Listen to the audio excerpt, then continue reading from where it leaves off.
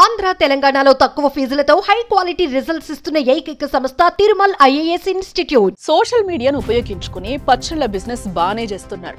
Taste ఎలా ఉంది, ఆర్డర్లు ఎలా వస్తున్నాయో మనకైతే తెలీదు. కానీ మాటలే కాస్త అదుపు తప్పాయి. నోరు మంచిదైతే ఊరు మంచిదవుతుందనే సామెతను మర్చిపోయారు. వ్యాపారం ఏదైనా దేవుడు కస్టమరే అని ఆలోచన చేయలేకపోయారు. ఫలితం కళ్ల ముందు కనిపించింది. దెబ్బకు దిగొచ్చారు. ఇప్పటికే మీకు అర్థమైపోయి ఉంటది ఎవరి గురించి చెప్తున్నామో. ఎస్, వారే అలైఖ్య చిట్టి పికిల్స్.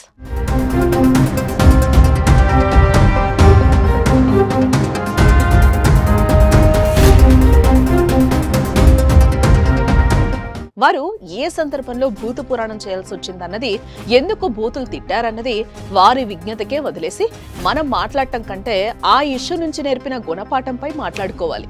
సోషల్ మీడియాను ఫాలో అయ్యే వారికి అలైఖ్య చిట్టి పికిల్స్ గురించి ప్రత్యేకంగా ఏం చెప్పనక్కర్లేదు. ఇన్స్టా, యూట్యూబ్ లో మీరు చాలా ఫేమస్ కదా. రాజమండ్రి కేంద్రంగా పచ్చళ్ల వ్యాపారాన్ని అలైఖ్య చిట్టి పికిల్స్ పేరుతో ఓ యువతి కుటుంబం నిర్వహిస్తోంది. తండ్రి చనిపోయాక అన్ని తానే ముగ్గురు సిస్టర్స్ విజయవంతంగా రన్ చేస్తున్నారు. ఉపాధి కోసం మహిళలు సొంత వ్యాపారం చేయడం తప్పేం కాదు. ఆ విషయంలో మహిళలు ముందుకు రావాలి, నలుగురికి ఆదర్శంగా కూడా నిలవాలి. ఆటుపోట్లను సవాళ్లను ఎదుర్కొని ఓ ముందడుగు వేయాలి. ఇలా ముందడుగు వేసి అలైఖ్య పికిల్స్ ప్రారంభించడాన్ని అభినందించాల్సిందే. ఆ వ్యాపారాన్ని సోషల్ మీడియా ద్వారా విస్తరించిన తెలివికి హ్యాట్స్ ఆఫ్ చెప్పాల్సిందే. ఇందులో నో డౌట్ కూడా. కానీ వ్యాపారంలో కస్టమర్సే దేవుళ్లుగా అని కొటేషన్స్ ఇవ్వడం కాదు, వారితో మర్యాదగా మెలగాలి కదా. ఆ విషయాన్ని చిట్టి పికిల్స్ మర్చిపోయారు.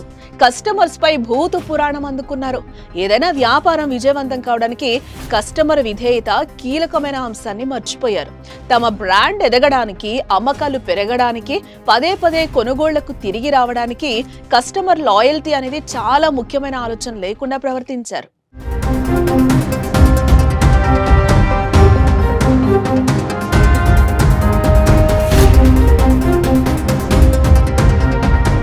సోషల్ మీడియాలో చిట్టి పికిల్స్ ఫేమస్ కావడంతో తెలుగు రాష్ట్రాలతో పాటు దేశ విదేశాల నుంచి కూడా ఆర్డర్స్ వస్తున్నాయి.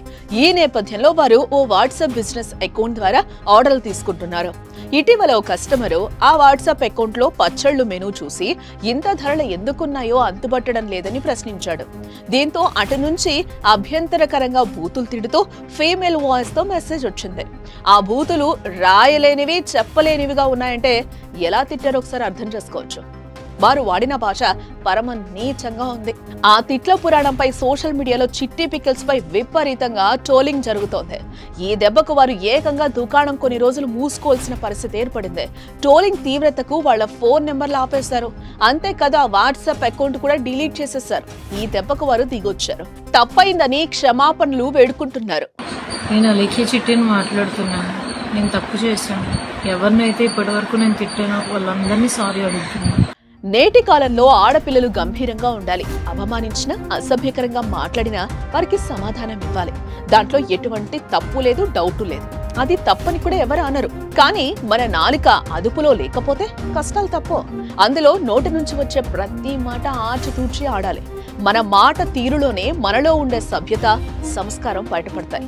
మన మాటల ద్వారానే ఎదుటివారి యొక్క ప్రశంసలను పొందొచ్చు. మన మాట తీరును బట్టి మన వ్యక్తిత్వాన్ని అంచనా వేస్తారు. మన మాటల్లో పదును కాస్త పట్టు తప్పి హద్దు మీరితే అరదండలే. అలైఖ్య చిట్టి పికిల్స్ విషయంలోనే కాదు, ప్రతి వ్యాపారంలో కూడా నోరు అదుపులో ఉండాలి. కస్టమర్స్ లాయల్టీ కనిపించాలి. వారికిచ్చే మర్యాదనే వ్యాపారం విజయానికి నాంది. తెలుగు రాష్ట్రాల్లో చిట్టి పికిల్స్ వివాదం ఏం చెప్తుందో మీరే కామెంట్ చేయండి.